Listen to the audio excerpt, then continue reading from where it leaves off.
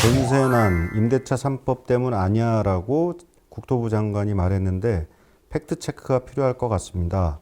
무엇 때문에 이렇게 전세난이 심화됐는지요.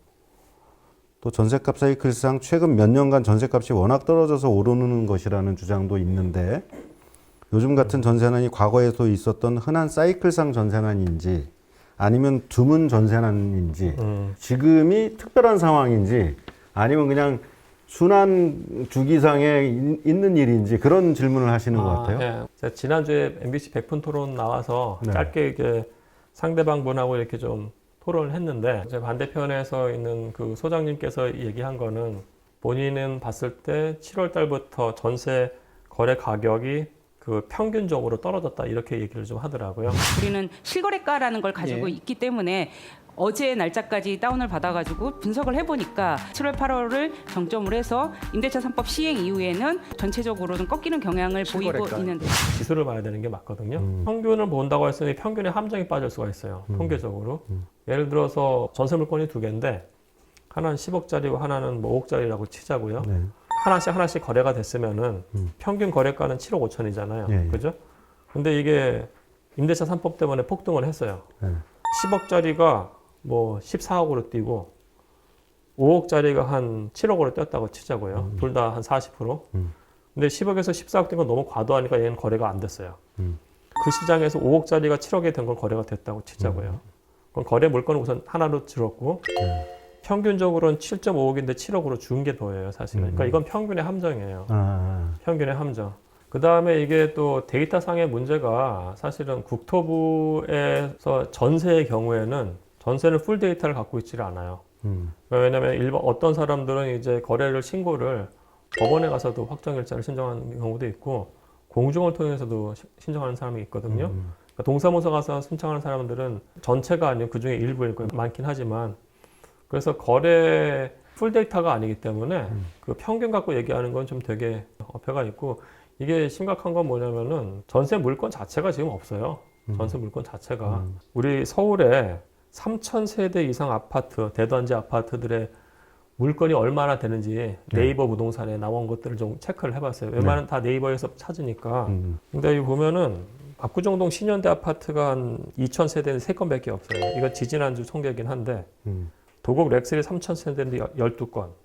강북도 마찬가지예요. 중계그린, 노원구 중계동 4건. 마레프, 마포구 아현동 4,000세대인데 18건. 그러니까 이게 보통 1,000세대당 평균 3건이에요. 3건. 그러니까 지금 급감한 거예요. 급감. 거래를 떠나서 매물이 안 나와 매물이 있다는 없어요. 거죠. 매물 자체가. 매물이 나오려면 그 집주인이 소유하고 있다가 신규로 전세로 매물을 내놓든가 아니면 기존 전세 입자가 나가면서 그렇죠. 새로운 전세 입자를 구하는 매물이 나오던가 예. 둘 중에 하나 이외에는 잘 없겠죠. 없죠. 예. 그러면 그게 줄었다는 건데 완전 줄었죠. 그러면 집주인이 살던 사람은 그대로 살고 있을 것이고 그러면 다른 사람에게 전세를 준 사람들도 어딘가에서 전세를 살고 있다가 자기 집으로 들어와야 되는 상황이 생길 수도 있는 거고. 그렇죠. 예. 어쨌든 이렇게 대단지 아파트에서 이 숫자면 거의 의미가 없을 정도의 숫자인데 거의 그러니까 거래된 것들이 굉장히 예외치가 거래될 수가 있는 거예요. 그러니까 안 좋은 물건인데도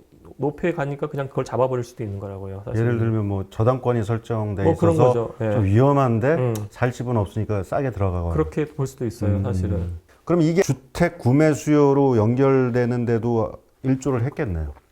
전 100% 그렇게 됐다고 봐요. 왜냐면은 연구실에서 인덱스를 만들거든요. 그 인덱스를 이제 다 저희가 공표를 하고 있는데 3분기, 그러니까 2020년 7, 8, 9월 3개월 동안 서울시가 평균적으로 한 가격이 10%가 올랐어요. 10%가 올랐는데 강남구가 한 6% 오르고요. 네. 그리고 서초구가 4% 오르고. 근데 서울에서 가장 주택 거래가 많은 데가 노원구거든요. 네. 노원구가 15%가 올랐어요. 그러니까 도봉구도 12% 오르고 이번에 3분기 때 가격이 가장 많이 그리고 대폭 오른 데가 대부분이 강남 쪽이 아니고요. 네. 노도성하고 강북구 이쪽이에요. 그러니까 어떻게 보면 중가 저택, 저가 주택에 있는데 그러니까 그 이유는 사실은 뭐 제 생각에는 보금자리 론, 한국주택금융공사의 보금자리 론을 받는 게 6억까지가 받을 수가 있거든요. 6억 이하의 주택 같은 부분들은 그 투기 조정 지역이어도 LTV DTI를 꽤 많이 받을 수가 있어요, 여전히. 그러니까 서울에 있는 6억짜리 주택, 6억 이하의 주택에 대해서 그 수요가 몰린 거예요. 그러니까 전세 가격이 폭등을 하니까 아예 이전세로 사느니 모기지를 받을 수 있는 만큼 받고 아예 주택을 사자. 글로 간 거죠. 글로 가서 노원구, 도봉구, 성북구 이쪽 가격들 폭등을 하고 그리고 김포시 같은 경우는 아예 투기 조정 지역도 아니었으니까 거기서 이제 대폭등이 일어난 다음에 이번에 정부에서 또 투기 조정 지역으로 묶고 그러니까 이제 또 딴 쪽으로 또 가고. 그 전세난의 이유는 전세 매물이 없어서라고 표현할 수 있나요? 그러니까 우선 전세 가격 급등하고 전세난 둘 다. 그러면 가격이 올라서 전세가 없는 건지 전세가 없어서 가격이 오른 건지가 둘 다 같이 가요. 근데 임대차 3법이 딱 나오는 순간 이게 그런 것들이 같이 가면서 이제 다 시장에 영향을 준 거죠. 보통은 어떻게 영향을 주나요? 그거는 계량 경제 모형으로 풀어야 될 것 같은데 우리가 그랜저 인과관계 모형이라는 게 있어요. 그런 게 있으면은 그 둘 다 모형에 집어넣어 가지고 하면은 쌍방으로 영향을 주는 경우도 있고 일방으로 줬다가 뭐 예를 들어 시점이 한 1시점, 2시점 후에 얘가 또 이렇게 영향을 주고 그러니까 그거는 모형을 설정해서 우리가 풀 수는 있어요. 근데 지금 말씀하신 건 충분히 가능한 시나리오 가지고 충분히 연구를 할 수 있어요. 예. 공부를 하셔야 될 것 같은데 박사를